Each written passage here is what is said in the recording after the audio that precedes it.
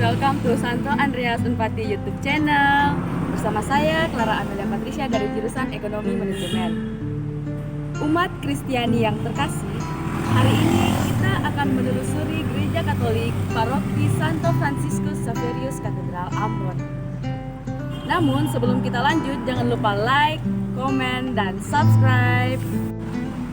Inilah Gereja Katolik Paroki Santo Franciscus Xaverius Katedral Ambon. Pada bagian depan, terdapat beberapa lukisan yang sangat indah di bagian atas pintu gereja.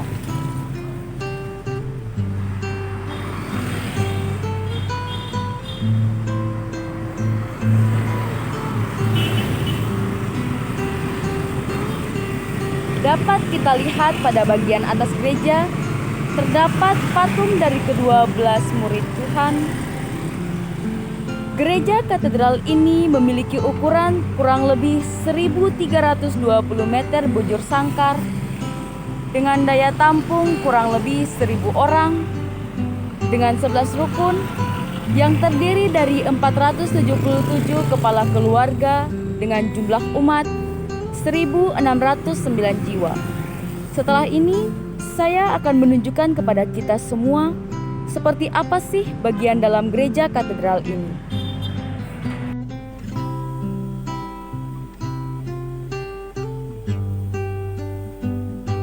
Ya, jadi inilah bagian dalam gereja katedral.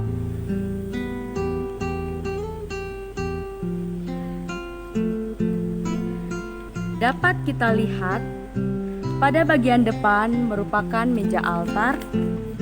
Juga terdapat kotak kecil yang berwarna kuning yang biasanya digunakan untuk menyimpan hosti yang sudah diberkati, atau yang biasanya kita sebut dengan tabernakel.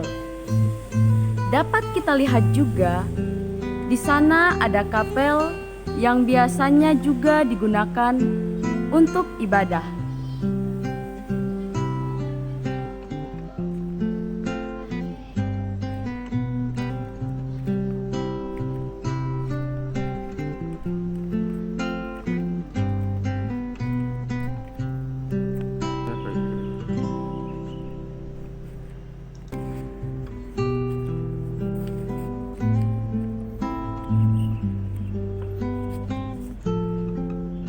Dapat kita lihat juga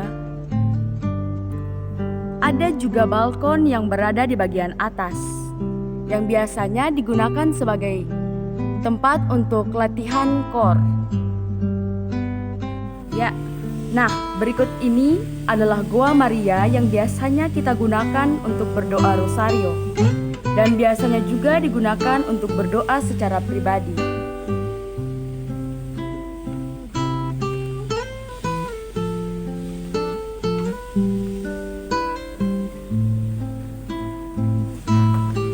Bentuk dari Goa Maria Paroki Katedral Ambon yang biasanya kita gunakan sebagai tempat untuk berdoa rosario dan juga berdoa doa pribadi.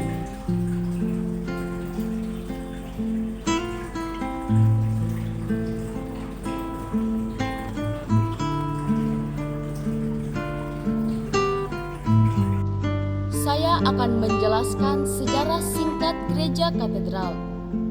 Mari kita simak sama-sama sejarah gereja berikut ini. Pastor Cornelis Bohr, MSc, membangun sekitar tahun 1955. Saat itu, Pastor Herman Westerkamp menjadi pastor di Ambon. Pastor Herman mendapat bantuan untuk membiayai gereja ini dari aksi radio Katolik di Belanda. Gereja ini menjadi gereja katedral waktu tahta Uskup Brand oleh Roma yang dipindahkan dari Langgur ke Ambon pada tahun 1960 atau 1961. Dalam kurang lebih 40 tahun, gereja dengan kerangka kayu ini dianggap tidak lagi separuh menjadi lapuk. Umat bertambah selalu dan panitia dibentuk untuk membangun satu katedral baru. Uskup Andreas Sol merasa keberatan. Gereja dapat bertahan cukup banyak tahun lagi dengan rehab pada waktu perlu. Gereja dari kayu menurut Pastor Bor dapat berdiri terus waktu gempa bumi karena memiliki konstruksi yang istimewa. Bangunan dari kayu lebih tahan waktu gempa daripada yang terbuat dari semen dan batu.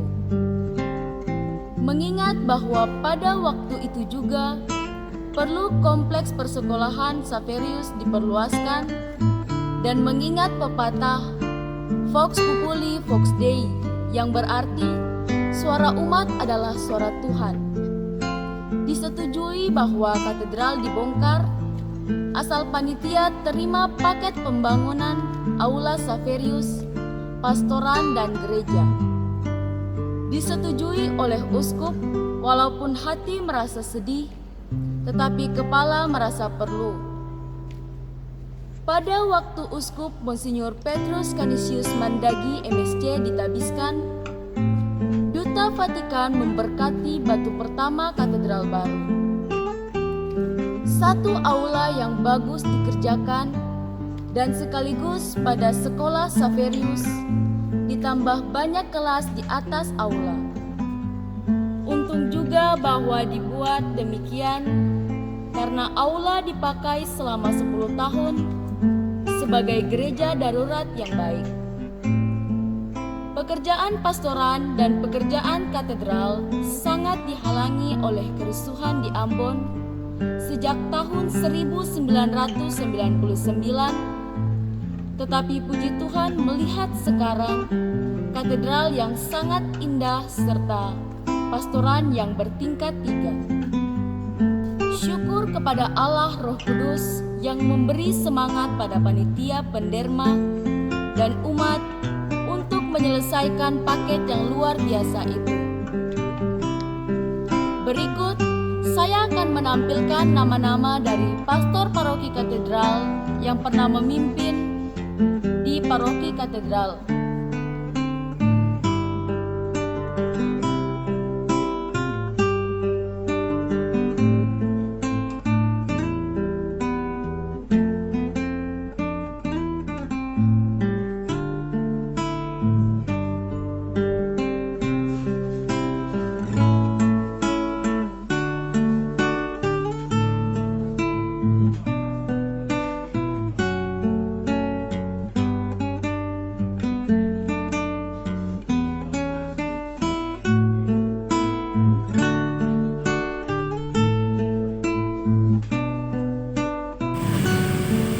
Sejarah gereja katedral semoga dapat menjadi tambahan pengetahuan untuk kita semua. Shalom.